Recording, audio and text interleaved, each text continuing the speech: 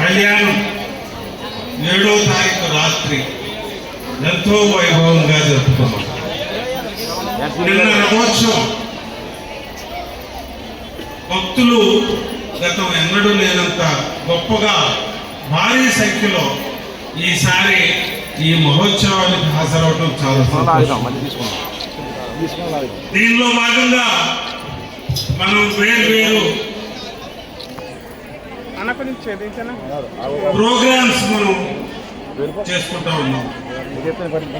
సాంస్కృతిక కార్యక్రమాలు మనం చేపడతా ఉన్నాం. ఈ దైవ సన్నిధిలో ఈరోజు చూసినట్టయితే ఒక గొప్ప ఒక ఒక పరిస్థితి ఆవిష్కరించబడతా ఉంది. ఈరోజు ఒక 3000 మంది పైచిలుకు మహిళలు మన నియోజకవర్గం వారైతేనేమి బయట వారైతేనేమి పెద్ద ఎత్తున ఆనందోత్సాహాలతో ఇక్కడ లలిత సహస్ర పారాయణం చేయడానికి వచ్చున్నారు. ఇక్కడికి వచ్చిన వారికి అందరికీ తెలుసు ఈ పారాయణంలో గొప్ప శాంతి కలుగుతుందని, అలాగే ఈ ఆలయానికి సంబంధించి చాలా అభివృద్ధి జరుగుతుంది. మీరందరూ రావడం నాకు చాలా సంతోషంగా ఉంది. ప్రతి ఒక్కరిని కూడా ఈ కార్యక్రమానికి ఆహ్వానిస్తా ఉన్నాను. ముఖ్యంగా మన అంతర్వేది నరసింహస్వామి వారి యొక్క ఆలయాన్ని అభివృద్ధి చేసుకోవాల్సిన బాధ్యత ఎంతైనా మనకు ఉంది. ఈరోజు వచ్చే సంవత్సరానికి ఇంకొక నెక్స్ట్ లెవెల్కి తీసుకెళ్ళడానికి అన్ని రకాలైన ప్రయత్నం చేస్తానని చెప్పి మీకు అందరికీ ఈ సందర్భంగా హామీ ఇస్తా ఉన్నాను.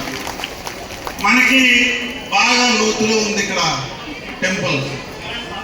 చుట్టూ ఒక 46 ఎకరాలకి ఒక ఆలయానికి కాంపౌండ్ వాళ్ళు కట్టుకోవాలి.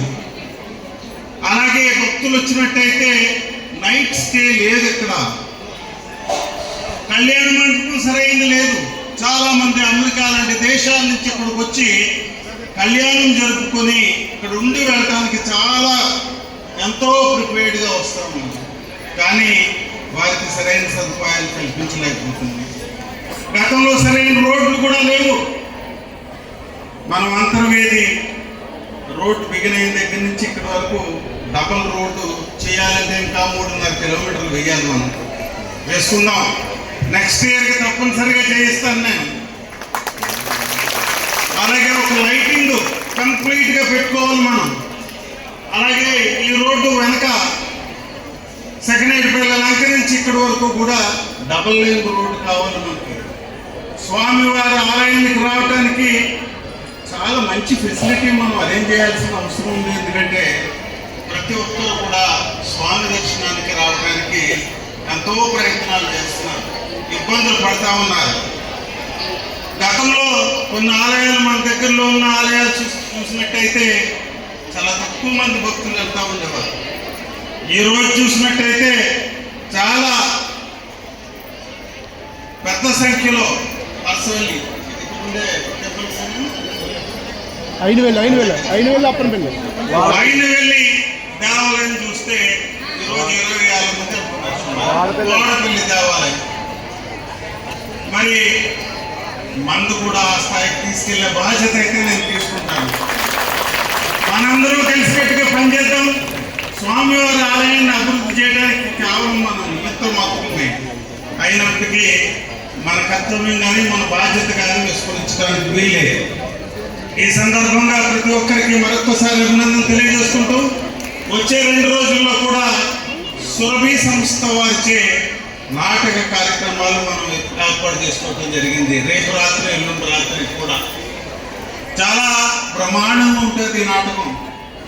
ఇక్కడ భక్తికి సంబంధించిన విషయాల్ని పరిపూర్తిగా దేవుని ఆలయంలో ఎంతో భక్తి శ్రద్ధలు ఉండేటట్టుగా ఇలాంటి కార్యక్రమాలన్నీ మనం పెట్టుకుంటున్నాం. ప్రతి ఒక్కరూ పాల్గొనండి. చేసే కార్యక్రమాలను మీరందరూ పెద్ద ఎత్తున ఆశీర్వదిస్తారని, ఆలయం డెవలప్ చేసే ఈ ప్రక్రియలో మీరందరూ కూడా భాగస్వామ్యులు అవుతారని ఈ కార్యక్రమాలన్నింటినీ కూడా మీరు ఆశీర్వదిస్తారని దైవ సన్నిధిలో మిమ్మల్ని అందరినీ కూడా మరొకసారి కోరుకుంటూ మీకు అందరికి అభినందనలు తెలియజేసుకుంటూ సెలవు తీసుకుంటాం.